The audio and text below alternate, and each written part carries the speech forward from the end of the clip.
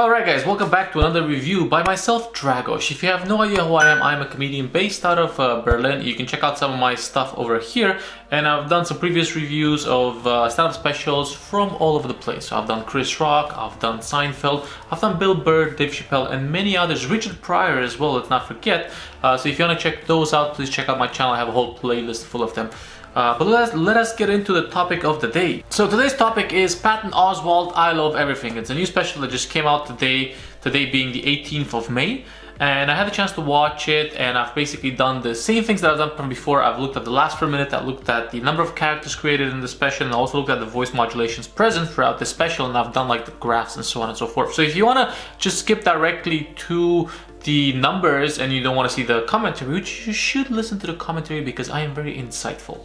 But if you want to skip directly to the commentary, to the numbers, you can just go at this number over here and just go watch the numbers, right? But without further ado, let us go into Patton Oswalt, I Love Everything. So this particular special was basically a bit difficult for me to kind of get through. To be in all honesty, if I would have not had to do this particular review, I would have probably stopped watching 20 minutes in. I found it somewhat boring. And don't get me wrong, I like Patton Oswalt. One of my favorite bits ever is from Patton Oswalt, and it's called The Polish Woman of the Doom. And I particularly enjoyed his last special where he talked about, the whole process of getting over his wife's death and managing the situation with his daughter. But this particular special is, I don't know, it just feels heavily uninspired. There's not a lot of stuff going on. And of course, I guess, with comedy, sometimes you need a bit of tragedy to make things, pop. You need that alchemy to happen. You need a bit of bad stuff in your life. But in this particular special, it seems like nothing has really gone amok or run in Patton's life. He's, like the special name says, he loves everything. But it seems like, unfortunately, that does not make for a great comedy. There's very few bits in this. To be honest, I've literally watched it about like 1 hour ago, and I can hardly remember any of the bits, which is something that I try to kind of change my comedy, and I try to look for in other pieces of comedy, stuff that is memorable. And this does not strike me memorable at all. I mean, there are a couple of bits. Basically, he talks about hiking, he talks about cereal, he's got a lot of minutes on cereal, subcontractors. Actually, let me just bring up the topics now, because I've done a little bit of breakdown of the topics, and I'll tell you exactly what he covers, because for God's sakes, I can't remember any of the topics. Alright, so basically, in terms of the topics, he covers, being 50s, sex and 50s, cereal, subcontractors, getting married again, being a DJ for weddings a while back, porn, he has Jesus theory, and then like 50 minutes about Wendy's, which very difficult for me to kind of relate to Wendy's since I'm in Europe, right? Quite frankly, I don't really know who exactly the target audience is. Quite frankly, I'm not really sure who the target audience for this particular special is. I'm 100% sure it's not me. Again, it was filmed in North Carolina, Raleigh, North Carolina, something of the sorts. And it was, I don't know, it was a slog to watch it. And it's not just that it was a slog, it just wasn't that packed with a joke. It wasn't that funny. I mean, the first 20 minutes are pretty decent, but then afterwards, it just goes downhill aggressively. In terms of LPMs, in terms of jokes, like I said, the whole Jesus thing, it just feels like unpolished material. It feels like it's not cooked well enough, and the Denny stuff as well is just, I can't. You don't have me with this one, Patton. It is not. It's been a tough one for me to watch. Maybe you guys have different opinions. If you do have different opinions, please let me know. Let me know what you have to say about it. Again, for me, I feel like I could have skipped this one. That's pretty much my particular opinion. This one is nothing very, very solid in it, nothing very strong, and I hope he does better in the next one. That is pretty much all I have to say in this particular regards. I'm gonna go on to the numbers now, but before going into the numbers, just please, if you do like these kind of specials, if you do enjoy it, please drop me a review. Not a review if you can, a comment. Drop me a comment, a like, a subscribe, and recommend some other comedy specials that I should review.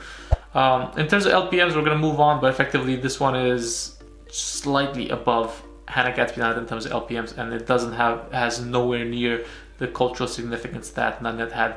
So without further ado, as I've already mentioned the topics, let us go into the numbers. Alright, so we are looking at the numbers here for Patton Oswalt. Let us just jump straight into them. Total laughs for the entire show, 249 laughs for the entirety of the show. If you look at the length of the show, it's 62 minutes, which 13 topics have been covered. Amounting to about 5.16 in terms of topic length, 5 minutes and a bit, right? 5 minutes, 20 seconds, so on and so forth.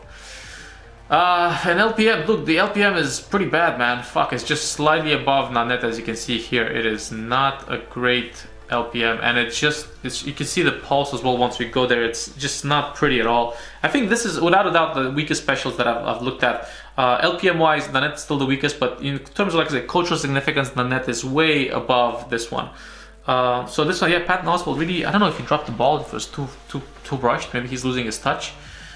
Maybe he's not as much pain in his life, which is good for him, right? All right, so in terms of act outs, only 11 act outs. Very poor on act outs for this particular show. Not a lot of movement. I mean, he does move throughout the entire show from one corner of the stage to another. If he goes into a circle at one point due to his hiking bit. But in terms of like facial expressions, there's not a lot of act outs. Nothing. Voice modulation 45, which is 14%. Again, pretty much under the average for a lot of the other comedians. Character perspectives, quite a lot of character perspective, but also in the lower bottom 53, and he has 18 clapters. No particular long-lasting laughters. Most of them have just been like haha chuckles, and again, nothing too significant, unfortunately. And it's pretty much, these are the numbers, man. There's not much to look at, unfortunately. All right, let us look at the graphs. All right, we're looking at the graphs, yeah? So the graphs, they look like this. This is the overall pulse of the show. As you can see, starts off, it does have a couple of strong moments where he goes to like about, 7? And 7 is the max in terms of laughs per minute. These particular bits are like 15 and 20, meaning 15 and 20 are, where is it? It's basically sex in his 50s, grains, rape, decent cereal, and it's 20, it's basically Kirby, the subcontractor joke. And then there was another one, right? The other one is at minute 42. 42 we have Theory About Jesus. That was pretty funny. Alright, so that is kind of how it looks in terms of distribution. Not much to kind of see here. See, it's very, very, big fluctuations. He does keep it. 4 is like the average he keeps it at, right? This is what I'm saying, like the first 20 minutes are the strongest one, as you can see here. And then it just kind of died off. I don't know, man. Unfortunate, yeah? Alright, let's look at how does it compare to some other specials. I think this is, I've tried to put it to make it as fair as possible for Patton and Light with, with regards to the other specials. So I've put Marron, Killing Them Softly, Seinfeld, Mark Normand, Hannah Gadsby.